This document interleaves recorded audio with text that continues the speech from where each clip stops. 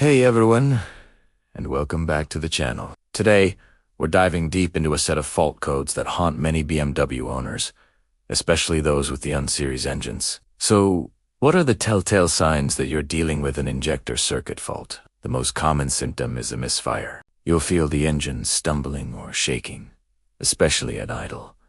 It might feel like the car is about to stall. Another big one is a rough idle. Even if it's not a full-blown misfire, the engine just won't feel smooth when you're stopped at a light. You might also notice poor cold start performance. The car could take longer to crank. Or when it finally does start, it runs really rough for the first minute or so until it warms up a bit. Of course, the check engine light will be on, and you might even get a drivetrain malfunction warning on your iDrive screen. All these point towards a cylinder not getting the right amount of fuel, and the P0201 to P0206 codes confirm which cylinder is having the issue. Now, let's talk about diagnosis. How do we pinpoint the exact cause? The code itself, say P0203, tells us the problem is with the injector circuit for cylinder 3. But is it the injector itself, the wiring, or something else? A common mistake is to just throw a new injector at it and hope for the best.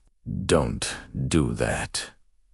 Let's be methodical. First, a simple coil swap test is a great starting point. Even though the code points to the injector, a bad spark plug or ignition coil can cause similar misfire symptoms. So, swap the ignition coil from the faulty cylinder with one from a known good cylinder. For example, if you have a P0203, swap the coil from cylinder 3 with the coil from cylinder 4. Clear the codes and run the engine. If the fault code moves to P0204, congratulations, you just found a bad ignition coil, which is a much cheaper and easier fix. If the coil swap doesn't change anything and the fault code stays on the original cylinder, our suspicion turns back to the fuel system. The next step is to check the injector itself. One of the best ways to do this is with a diagnostic tool that can perform an injector balance test. This function will measure the performance of each injector, and you can see if the one in question is underperforming or not firing at all.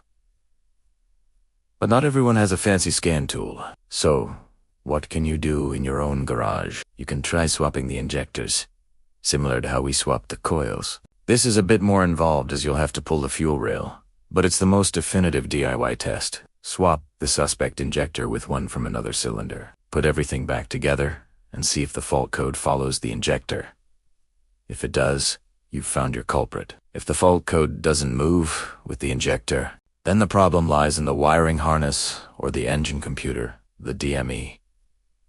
This is where things can get a bit tricky. The first thing to do is a thorough visual inspection of the wiring going to the injector. Look for any signs of damage, like frayed wires, melted plastic, or corrosion on the connector pins. The wiring harness runs over the top of the engine and is exposed to a lot of heat and vibration, so it's not uncommon for it to fail over time. You can use a multimeter to check for continuity from the injector. Connector back to the DME, you'll need a wiring diagram for your specific model to know which pins to check. This will tell you if there's a break in the wire somewhere. If the wiring checks out okay, the final, and least likely, possibility is a failed driver in the DME itself. This is rare, but it does happen.